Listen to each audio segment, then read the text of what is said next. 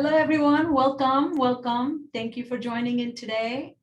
It's going to be a great conversation. I hope you stay engaged and share um, as I go through my PowerPoint and share some new ideas.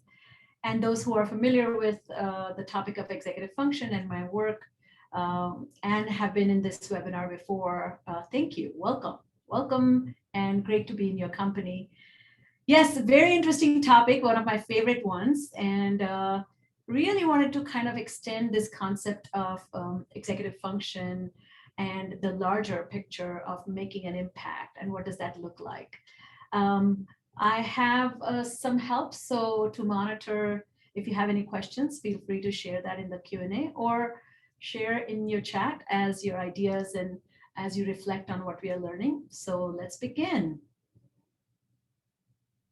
All right, so we're going to talk about creating creative and courageous contributors. And for those who don't know about my work, here's a little overview. I'm a speech and language pathologist, and I'm also a creator of executive function curriculum. I've been in the field for the last 25 years. My specialization is learning how to learn and teaching children, adults, and the trainers how to empower students with this self-reflection skills that allow you to become self-devised strategic thinking. The way I have organized the talk today, that we're going to pause and just intermittently just maybe think and share. So maybe what ideas are squaring with you, what ideas are still circling in your head, and what would you like to take with you into your practice, into your teaching, into your parenting. Hopefully it'll become a great exchange of ideas, because we are talking about becoming a courageous contributors. That's what you and I are.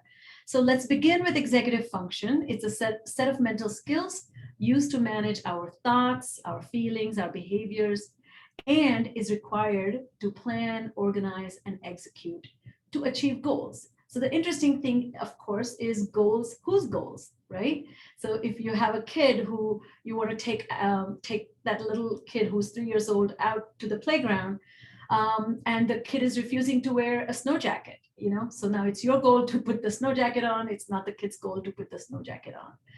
If you are maybe running a company and you want your employees to come early, if it's your idea, is it your idea enough to motivate them to come early? Or do you have to threaten them with getting fired or bribe them with giving a raise? So how do we kind of balance achieving goals? So how do we navigate this idea of my goal versus your goals? And that always becomes a little tricky part, particularly if you are a teacher or an educator, because you are truly trying to figure out how best to get somebody to come along with you, and particularly if you're teaching people how to become more efficient, more in charge of their learning, they need these kinds of guided goal development, right? So let's think about executive function in action. So achieve goals to find solutions to meet expectations. So these are other people's expectations for you that you have to meet. And so the teacher has given you an assignment, and you can complete the assignment. Asking for help is to meet expectations. So in order to achieve goals. So you may or may not have a goal to complete your assignment, but the teacher's goal for you is to complete the assignment. But the second, as you transition through executive function development, you level up, and in that you achieve goals and find solutions to meet expectations that are self-set expectations. So if you want to complete, you're taking AP calculus and it's your goal to get an A, and not your parents' goal, not your teacher's goal. Or if you have a brand new job and you want to get promoted, it's your goal. So this transition, that meeting expectations that others have of you, and then creating your own expectations for self, is highly dependent on highly developed and complex executive function. So feel free to comment as you're thinking about these ideas, and I will intermittently peek into the chat.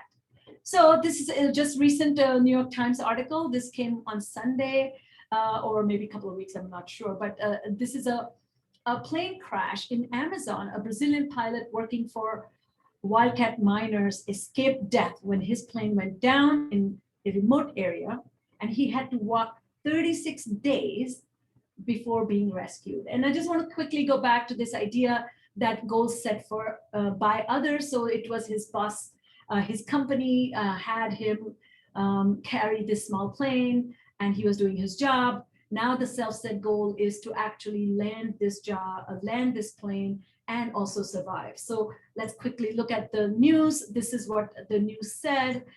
This is a little bit of a description, but I want to move to the next slide so you can read the description here, that it says the pilot was 3,000 feet over the Amazon flying a small propeller plane and on his maiden assignment.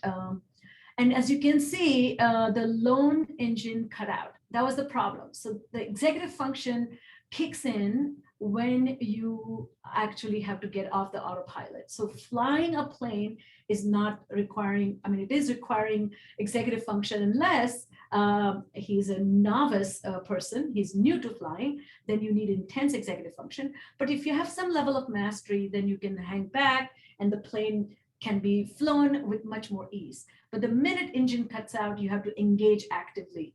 Then he took a deep breath, which is another very helpful way to manage your emotions in crisis. And vast emerald canopy below, he looked at it, and about 5 minutes, he calculated that he had 5 minutes to take the highly flammable cargo, so 160 gallons of diesel fuel. So this is how executive function gets activated. You're assessing your goal. Your goal was to fly the plane. Your goal was to safely fly the plane. When the engine cut out, now you have new information. So now your goal is to land the plane, but more importantly, land the plane safely. So in midstream of our execution, our goals change because of the crazy circumstances. And so the topic today is courageous contributors really need to understand what it means to shift midstream. So most students are okay when they're flying the plane. When the engine cuts out, that's when they begin to have trouble. And so last very important thing here. So engine cuts out, 5 minutes and 160 gallons of diesel, which is a ticking bomb. And then he quickly looks over and then he recalls thinking palm trees mean there is water. So right there, you have to take a decision. You have to evaluate options. You have to take a decision, palm tree, water. If a plane crashes, the chance of me surviving is greater near palm tree. So this thinking on your feet is what executive functions allow you to do. So executive function is most crucial when actions need to be appropriately adjusted in accordance with the changing environment and challenging times. So this is where I feel teaching executive function in schools is a real challenge, because we are teaching children the acquisition part of memory, and executive function is applying kind of going through the mental catalog of your memory and picking out solutions if it mimics something else that you have experienced before, or generating completely new response. And so students don't have the experiences to know how to problem solve, so they are not problem solving. But I hate the term problem solving because it really has a very shoddy way of explaining purpose, mission, and motivation. So I'll explain to you what I mean by that. So executive function in action. Here's a little young boy in between his classes. He eats lunch and spaghetti sauce falls in his shirt. He has to appropriately adjust his emotions: irritation, annoyance, frustration, anger. So that adjusting is executive function. Appropriately adjust one's interpersonal affect. This is a girl in between the classes. She goes to the locker and checks her phone and sees a text from her boyfriend, and he says he's going to dump her. And now immediately, or says an embarrassing photo that the friends are circulating. Now you have to manage your interpersonal affect, your emotions in social context. So it could be embarrassment, jealousy, disappointment, sadness, many, many emotions, right? Now comes executive function in action. Also, let's say your friend gets into college, early admission, and you don't. And then you are lots and lots of thoughts float in your head, and you're thinking, why not me? Why him? What has he done? Maybe, oh, I'm doomed to failure. So all those thoughts that flood your mind, you need some system to manage that, definitely manage the sense of emotions and see the gestalt. So maybe he did more work in this area, the college was looking for it, or maybe my application was not as strong in this area, that's why I didn't get in. So this understanding of the big picture requires that thought regulation. Another thing, as you're trying to put your key, it's rusted, it breaks. Now immediately you have to adjust your thoughts to make deductions and solve problems, which is, I can't get in. I need to call, a locksmith. Do I have anything urgently I need to take care of? Can I drive there and ask, how do I solve problems? And a lot of times, I think more and more literature that's coming out that the young generation is very fear oriented, and they're not very, I hate the term wussification of America, but it is coddling of the American mind. So young people on college campuses are very adversity reluctance is what's in their veins, and that makes you not wanting adversity, but it's inevitable part of life. But then that also makes you not creative enough, courageous enough to solve problems.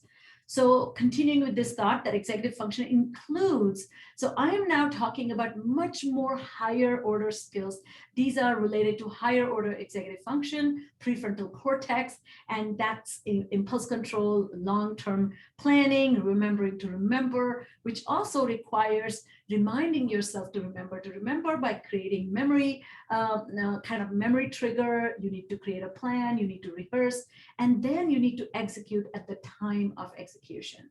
So the next thing is gratification postponement, simulation of the future. What will things look like if I do this? What will it look like if I do that? Critical reasoning and collaborative decision making, emotional and social regulation, adaptive flexibility, and seeing the gestalt or the big picture. So those are functions of the prefrontal cortex, and these are the most important pieces of executive function that are in the process of emergence. They are not mastered because executive function is slow to emerge as the frontal lobes take close to full 25 years to fully mature. And this can be really costly because lots of things are happening between the ages of 14 and 18. Kids are taking AP classes. Kids are figuring out what their career might be. Kids are thinking about what do I want, where do I want to go to college? What do I want to do after college? Do I even want to go to college? What kind of interest that I have that can lead to me becoming independent or maybe holding a job. So all those things are really, really important aspects of self-management that are not fully under conscious control of that person. I love what Robert Sapolsky says, that he says the frontal lobes make you do the harder thing when that's the right thing to do. So now we are getting into taking wise decisions, taking right decisions. It's like if you find $10 bill on a road and nobody's around, do you pick it up? And you find a $10 bill when you see somebody walking away and their purse, the woman is carrying a purse and it's slightly open, and you have to deduce that the $10 bill fell from her pocketbook. And what do you do? So when that's the right thing to do, but it's the harder thing to do. So let's talk about what that looks like. So executive function allows doing the harder thing, which is stay focused on task when you're bored. How much have we seen in a pandemic? The student engagement has dropped significantly. Why? Because students are unable to engage because engaging is difficult. Control your frustration when challenged. So Zoom doesn't work, you can't see the teacher's screen, you can't find your assignment. All those are sources of frustration. And do you have what it takes, which is to do the right thing, is to persist. So repeatedly, you will see that a capacity to persist is what executive function allows you to do. So switch gears when facing obstacles, seek and accept feedback when you make mistakes. And guess what? If you're a learner, by definition, you're not going to know.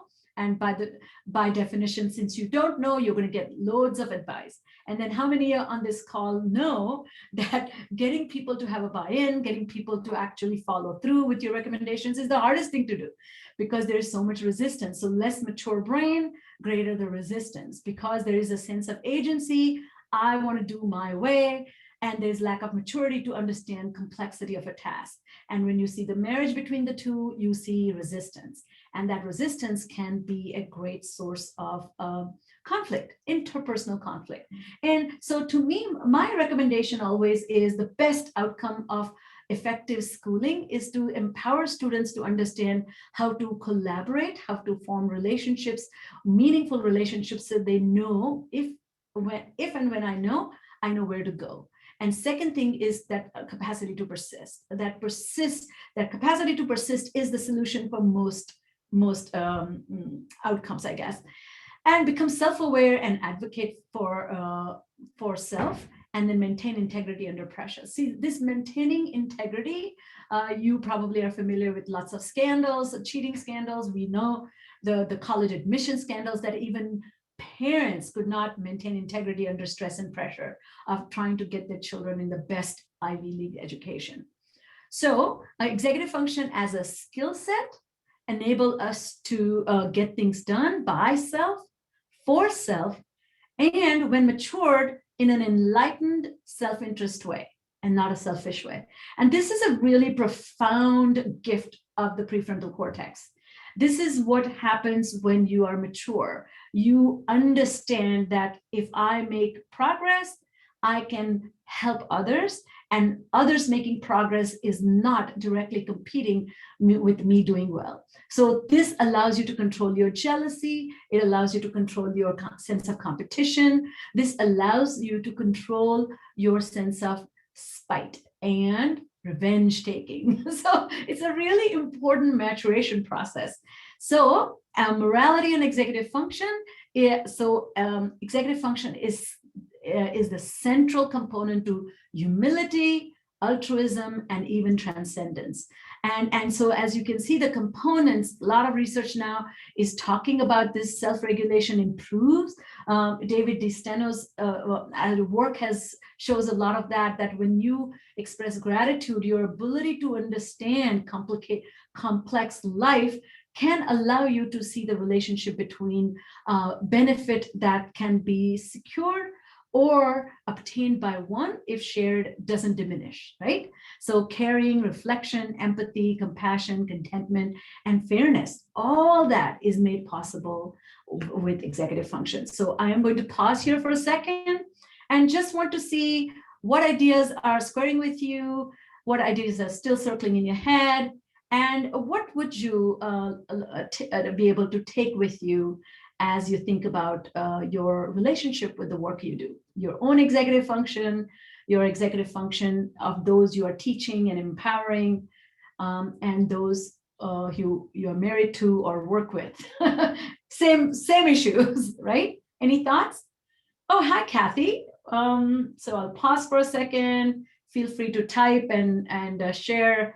But this is, I've been doing a lot of presentations since January, and I've been just wanting and longing for interactions with people. So tell us what you're thinking, because that kind of sharing will allow you to be also, by the way, general principle of memory, as you know, that your ability to transfer skills is heavily dependent on your comprehension, but your comprehension is heavily dependent or strengthened by reflection. So thank you, Kathy, for being here. I see Juan, Sherry, Renee, Donan, Caroline. Great. Okay. Oh, I have a question here as well. So let me see if I can find the question answers. How do I do that? Okay. I am unable to click question. So maybe I can get some assistance. So I will, yeah. thank you, Thelma, for your comment. That's wonderful. So, okay. All right. So, yeah, I think there you will see executive function is dysfunction is incredibly evident in children with developmental disorders, including ADHD and language-based learning disability, dyslexia. You can also have with anxiety disorder. Why? Well, because mostly executive function is integration disorder, or executive dysfunction is integration problem. Your capacity to integrate multiple pieces of your life and live a multifaceted life is a real challenge, and that requires a lot of self-management. And with ADHD, because of the immaturity or the neural system is not maturing with the peers with which sort of typical brain might be developing, their motivational maturation gap. That means kids are playing with younger toys, kids are watching shows that are younger, kids are laughing at fart jokes when other people have moved on, or they're talkative and interruptive. So all that immaturity becomes a big nuisance in developing interpersonal intimacy. So continuing on, so how to help learners become creative and courageous contributors. There are three big concepts: creative, courageous, and contributors. So they're very much in sync with executive functions. Thank you, Lisa, for sharing that lack of executive function in our communities, politics, and government. Yes, you are thinking very big picture. And in my talk, I'm going to talk about something called critical consciousness. And I think executive function is very much the key ingredient for raising critical consciousness. Thank you.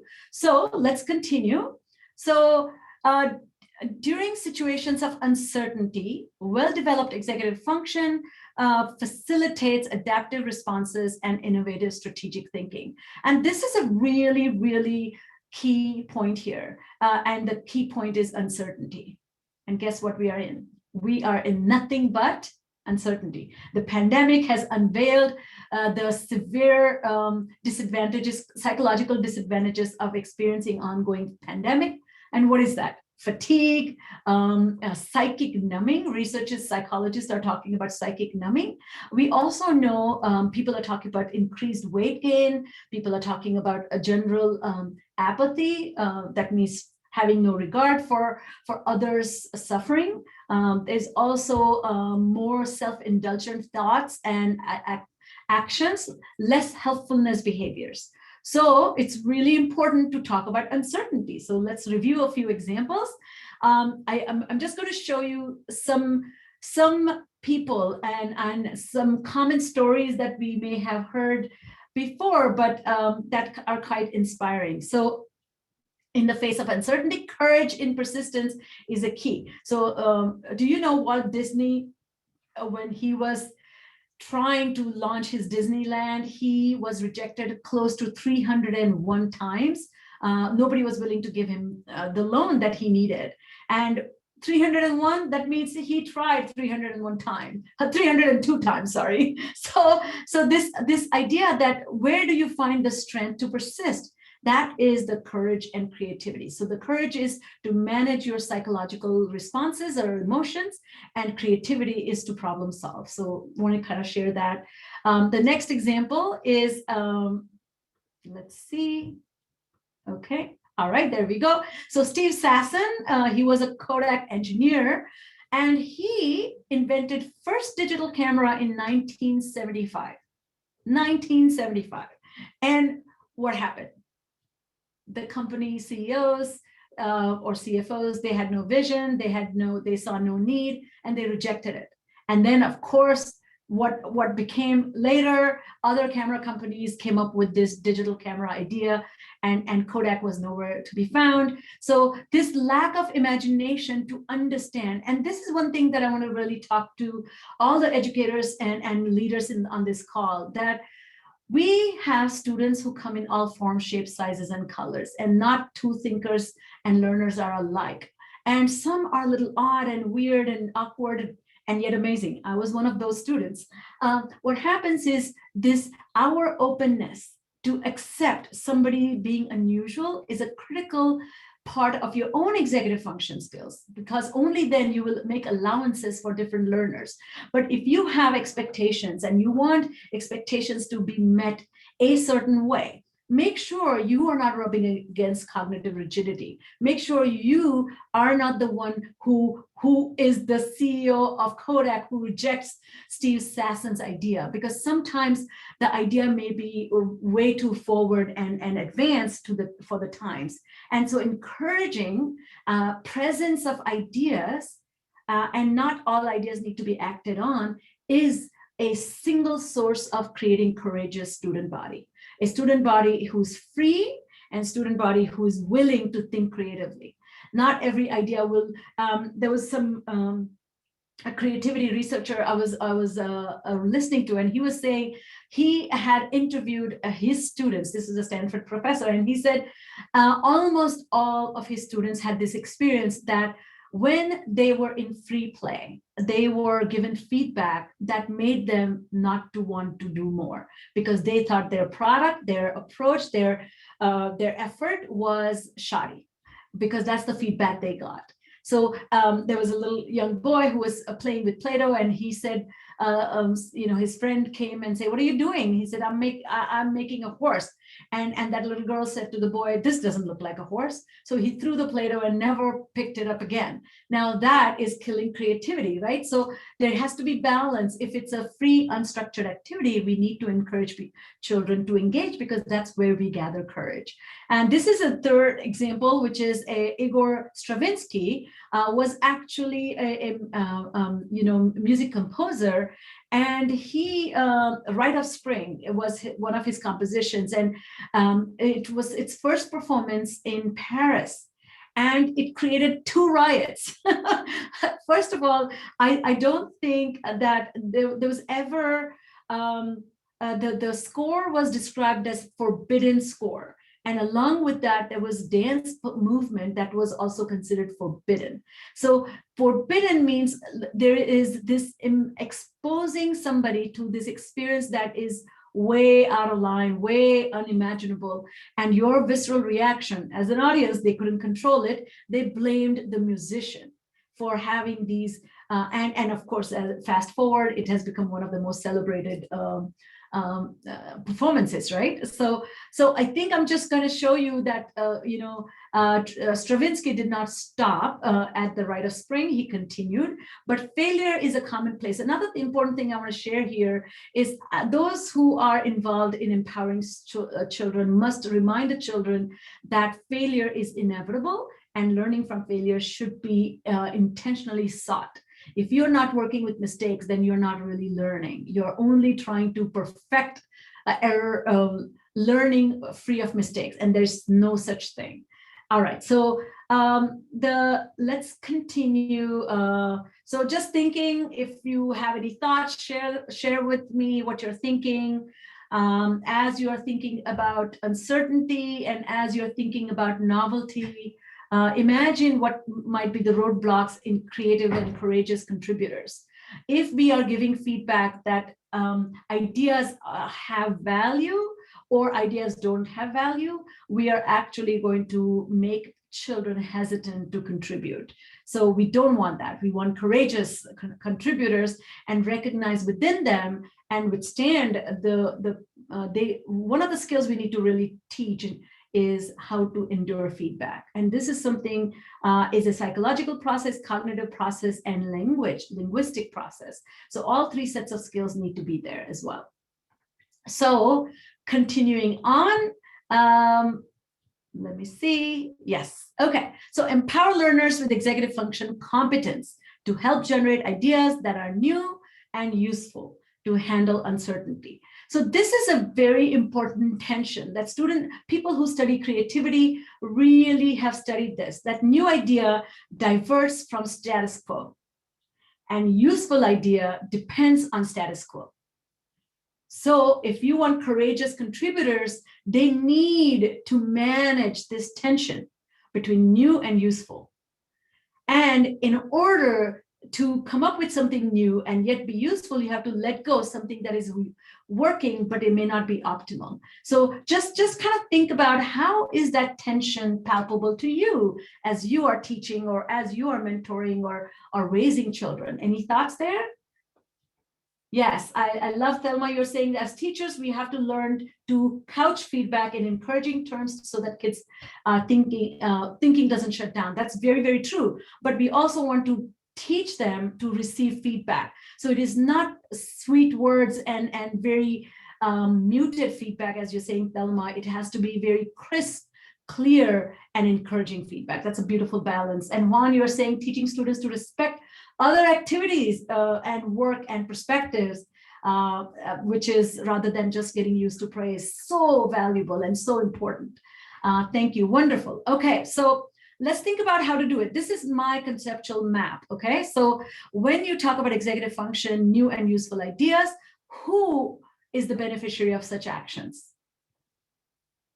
There's self, who is the beneficiary, and the others are the beneficiary. So the self also has two selves there. One is the current self, and the second is the future self. So if you are pursuing new and useful ideas selfishly or in a self-interest way, that means self in the heart of it. Not selfish means causing harm to you, but not thinking about you, then that can be a way to do as well. Or selfish self-interest may be just for my community, not for society. Just for my immediate connections, just for my community only, and just for my society. But what if you lack the imagination of the entire society? If you have never seen a pygmy, and what does a pygmy society is like? You have no imagination, and that could be one of the reasons why you are not really creating any solutions for the world. So that what Lisa was talking about here is, how do we become a politically engaged political entities? How do we become those who actually fight for justice? That requires enlightened self-interest, because enlightened self-interest can help the current self, it can help the future self, but it can also help the immediate connections, community connections, and the society at large. So this is the process that I'm interested in, and that's what I've been teaching and working in developing, and that's why I created ExQ, because this capacity to allow children to imagine a possibility of a future self who's full of courage and creativity, but that creativity and courage is not for self-interest. It's how can the world benefit from me making changes in me? It deeply interests me. So I conceptualize this as a dial. So you have a dial down and dial up. So what are you dialing down? You're dialing down the self-focus. And this can be very tricky, right? Because you are thinking, if I'm not serving my interest, then what if people take me to the cleaners? What if people take advantage of me? And rightfully so. I think there's our Asperger's, children with Asperger's and autism spectrum disorder, we always think about that because they lack this ability to understand ill intent of others. And also dialing up is other focus. But the way to dial this, by the way, this requires working memory. This dialing is actually heavily dependent on working memory. And so if you have compromised working memory, all the disorders that I explained or developmental conditions, there are many developmental conditions that compromise working memory. And then what happens? Compromised working memory means you're not going to actually be able to hold controversial ideas in your head. The teacher is giving you feedback, you have different ideas, you have to shut down your idea, activate teacher's idea to consider it, give it a try. That requires working memory. So that dialing down your intense focus that, no, I'm going to figure this out myself. No, I don't like anybody's help. No, I can't, it can't be your idea, Mom. Now what's happening, you become difficult. So we don't want that. So continuing with this, so creative and courageous contributors use their executive function skills and do the harder thing when that's the right thing to do. And when do we need to do those harder things? When we run into glitches, when we run into roadblocks, when we have unfavorable outcome to encounter, when there's an ongoing challenge and there's dissipating uncertainty like a pandemic. So I'm going to talk about the last piece here, which is transformative literacy, which is Paulo Freire was a Brazilian philosopher who worked with poor children and helped in their schooling process. And what he proposes is schools can help learn functional skills to create opportunities to put those skills to work, to transform the world. And there are two specific paths. One is awareness of the oppressive external forces, and second is feeling a sense of efficacy about how to navigate and challenge those forces. So this is a really interesting process, that awareness of, so we nowhere, or it's not a common practice in education to really touch upon civic responsibilities. We are talking about rights, we're talking about different parts of history as a subject, but that personal impact requires you to do enlightened self-interest engagement with the world, not a selfish one, right? And so that requires this feeling a sense of efficacy about how to navigate and challenge those factors. And that is a profound, and so by the way, there are schools that are doing some amazing jobs. I'm going to give you one example of such, Scott Cedar and his colleague there, Darren Graves, have written a great book. It's called Schooling for Critical Consciousness. If you're interested, you should look that up.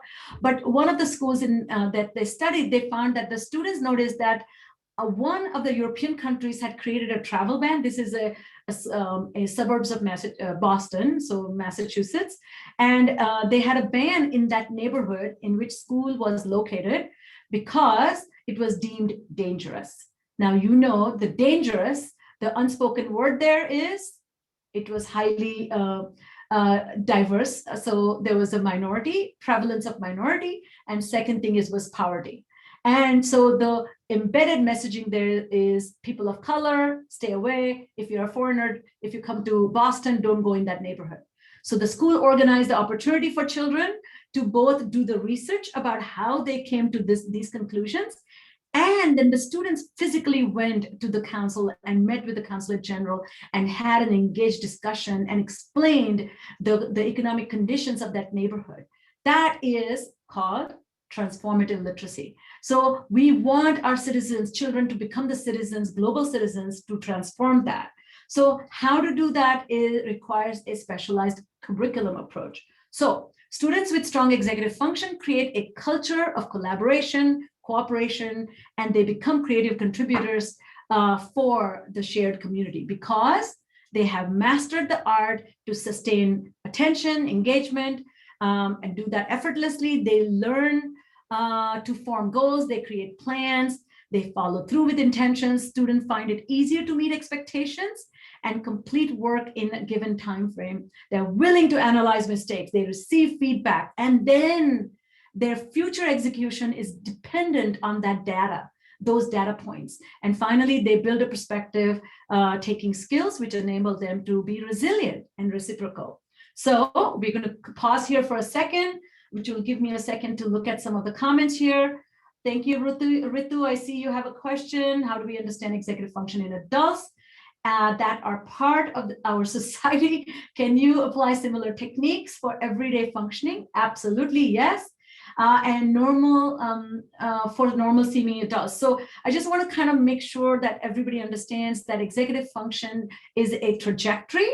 So your past self had less proficient executive function than your current self. But if you are entering the later years of your life, your executive function are going to decline because one prominent change that happens is in your attention and working memory skills.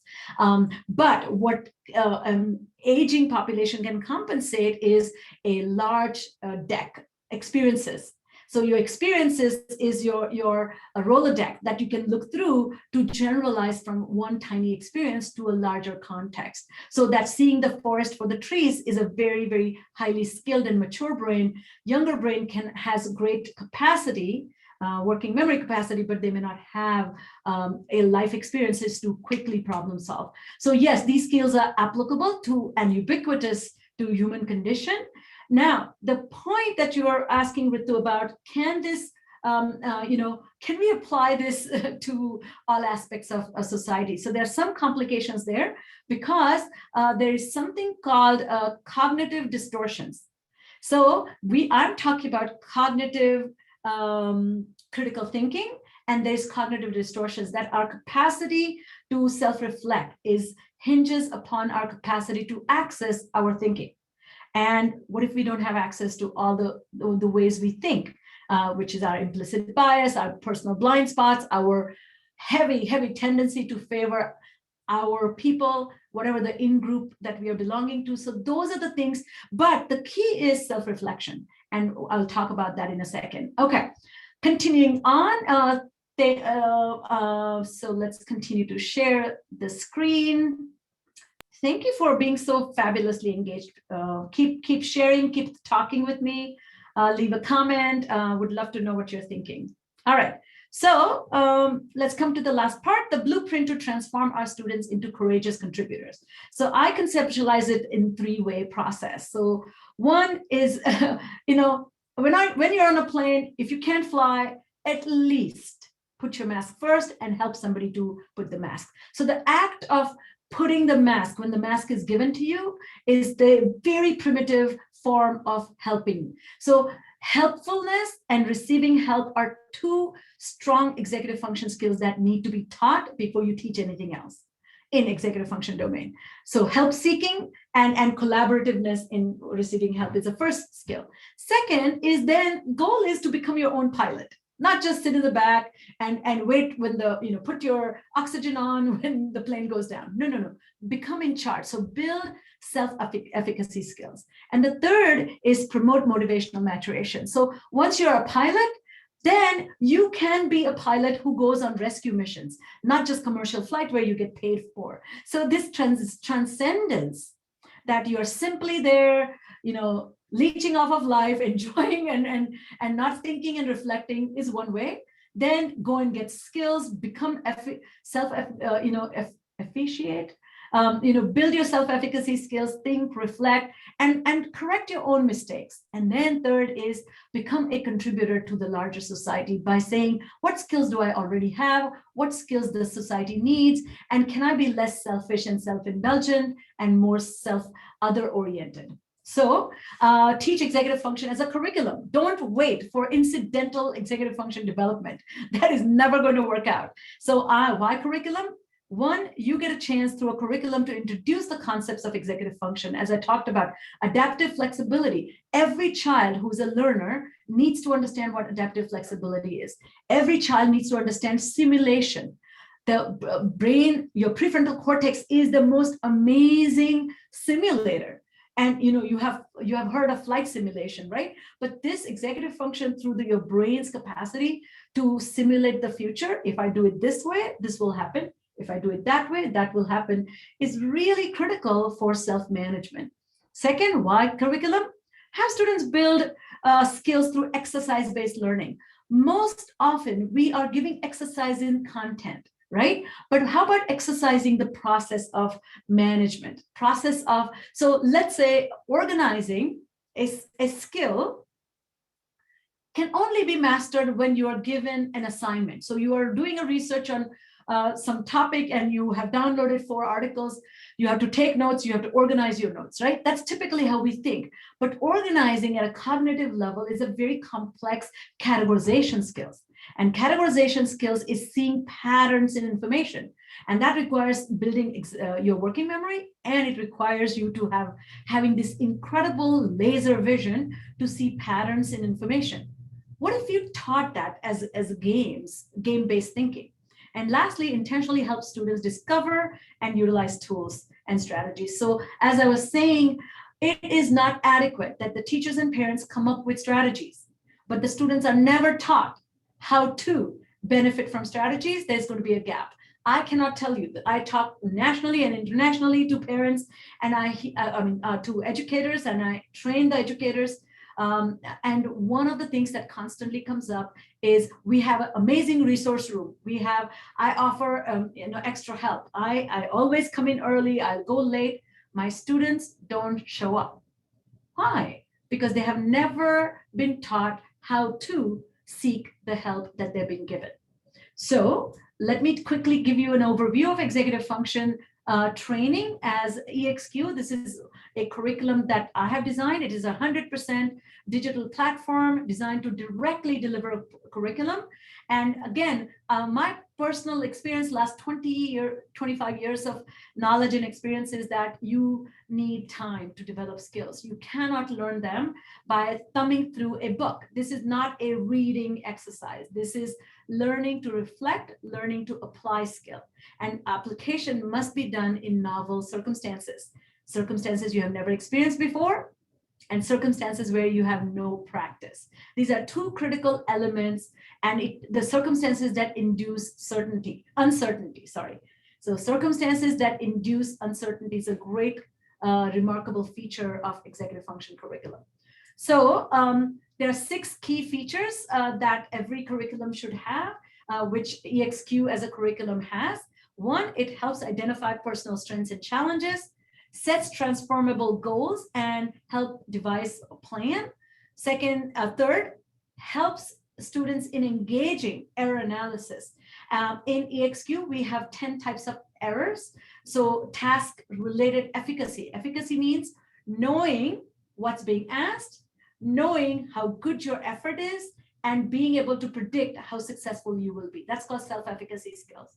Self-efficacy skills is a byproduct of becoming a good learner. But how about teaching self-efficacy skills, right? So that's exactly, and this is a funny story, but when I was a child, my brothers and I were fondly recalling this the other day, that my father used to take us to the market, and he, I don't know if you have been to India before, but you have vendors that are sitting by the street, and each vendor has a heap of mangoes. This would be in mango season.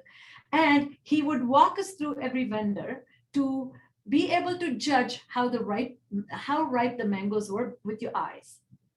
Second test would be how ripe the mangoes are based on the touch or the feel of the mangoes. And the third would be smell. Sounds a little bit overindulged experience with mangoes. But what was amazing about that is that there was no way, if I did not have that experience, that you cannot judge a book by its cover, but there are some telltale signs, is what I was taught. And then eventually, my brother and I were talking about this. We became very proficient at this, but he didn't just teach about mangoes. I'm just giving you an example, but even purchasing vegetables, he would talk about how to engage by developing some internal criteria for yourself. And so a couple more, I'll walk you through them. So let's begin. The first key feature of ExQ, it's a highly specialized assessment. We call it ExQ profile. And then every student gets their own executive function strength and challenge. And that strength and challenge becomes a self-navigating guide for that student to learn how to learn. The next key feature is integrated framework to scaffold students' personal goals with executive function goals created by ExQ. And in ExQ, we are teaching executive function in 3 tiers of competence.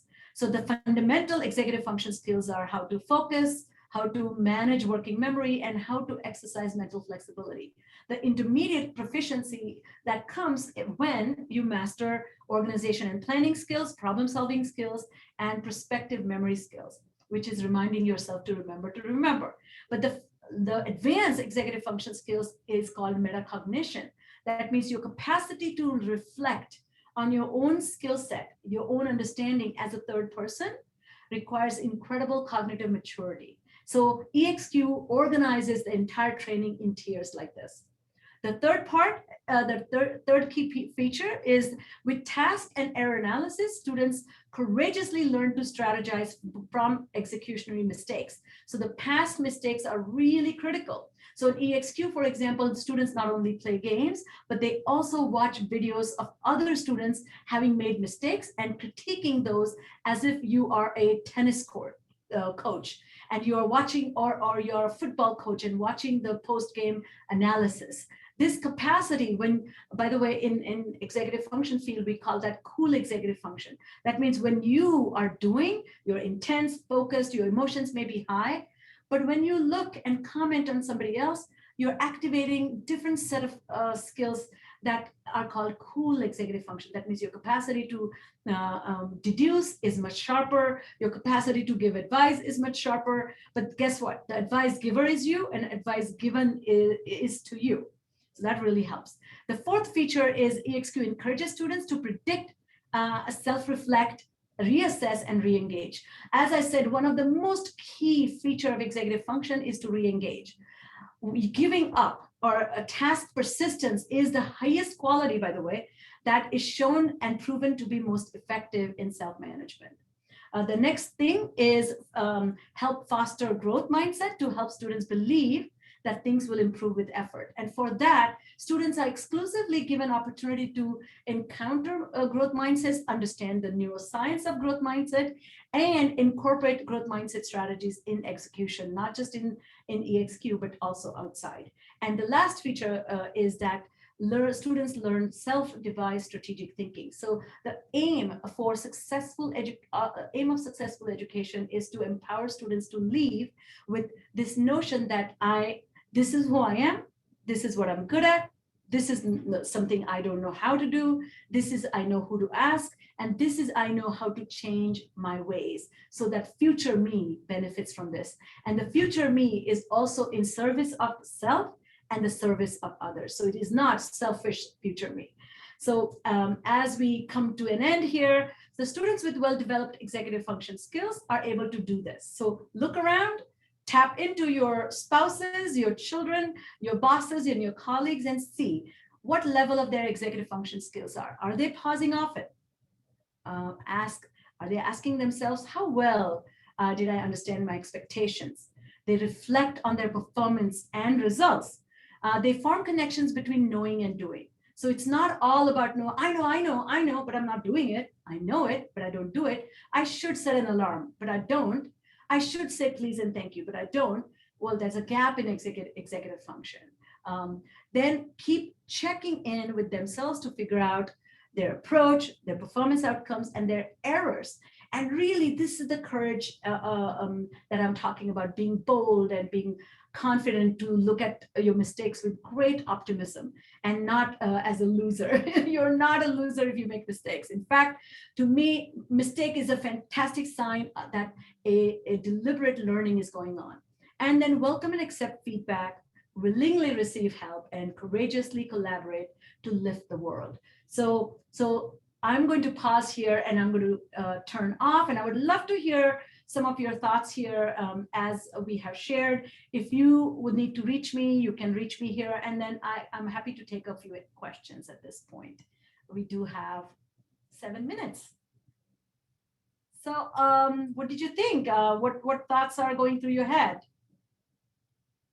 All right, so Donna, you're saying that I have a student that is on the spectrum and cannot tolerate feedback that is not completely positive. Is there a method you can use? So yes, I think one of the things, as I was mentioning, is to video record and show the student his own video and ask him to give advice to that person. There is actually research, psychologists have researched this, that the simple intervention was that they asked these college students to come into the study, and they asked, describe your most difficult problem. And so one student said, well, I just procrastinate. I procrastinate a lot. So then the psychologist asked them, if you were giving advice to you or somebody else, your best friend who's procrastinating a lot, what advice would you give? And then the student would come up with amazing pieces of advice. And first, why don't you write things down? Second, why don't you kind of set alarms? Third, maybe pair up with somebody who's good at it. And then that was the intervention. The second group, they just asked them to describe what their most difficult problem was, and then no intervention was given. And guess what they happened? People who gave advice to their hypothetical friend about the problem they were encountering, their performance improved significantly. Why? So psychologists are exploring this, or rather they are explaining it this way, that this is a form of dissonance management. That means I think I'm a pretty decently smart person. I think I'm pretty good. And I'm pretty good at giving advice. And then I'm also a great person to understand complex advice and follow. But then you see a gap that I am studying. I am this person, but then I'm not taking this advice. So this dissonance needs to be resolved. And so this dissonance can be resolved by you making changes in your actions. And this has been found to be a very effective intervention, so to speak. All right, any other thoughts? Any comments, any thoughts? I am hoping that each and every one of you will take a minute to reflect and ponder. If you need to reach me, please do. But remember, executive function skills are activated when there is uncertainty, when there is a challenge, when there is a failure, when there is a glitch, or when there is a disruption in the norm. So it's really important to activate executive function in those circumstances. I see one more question there. Lisa, there is a lot of talk about social emotional learning in the educational community. Is this the same thing as executive function? Yes and no. So executive function is a far more complex and specifically related to nuanced cognitive processes. So let me just give you a quick example. So in social emotional learning, you talk about self-awareness. And self-awareness in the context of SEL, social emotional learning, is saying, she grabbed my pencil, I am feeling mad. So this self-awareness is using the emotional language to identify your inner emotional state. But self-awareness, when executive function and self-awareness, it's more metacognitive self-awareness. That means I have 3 zeros and I have 95 on my test, but 3 zeros on homework out of 4.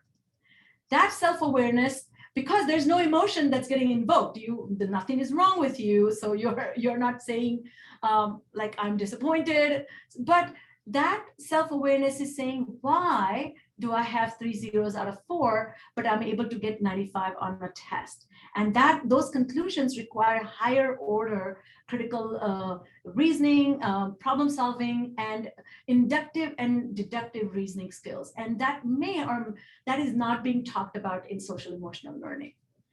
All right, so we are about to end. Thank you, Brian. I think you have shared that before. No, I'm not familiar with the Axiom learning study skills. So thank you for bringing that up, but I'm not familiar with that. Again, lastly, if you have any questions about executive function, please subscribe to my podcast. It's called Full Prefrontal: Exposing the Mysteries of Executive Function. Please explore ExQ. If you would like to bring ExQ to your schools, reach out to our team. And once again, remember, executive function skills keep improving and getting better unless kept a check on. So your morning executive function skills are far better than your evening executive function, particularly stress, lack of sleep, and depression or any affective mood disorder can impact executive function. So with that, I thank you all for being here with me today, and thank you for the support of the work I do. And if you love what you're hearing, please share with your friends and colleagues. Have a great day. Bye.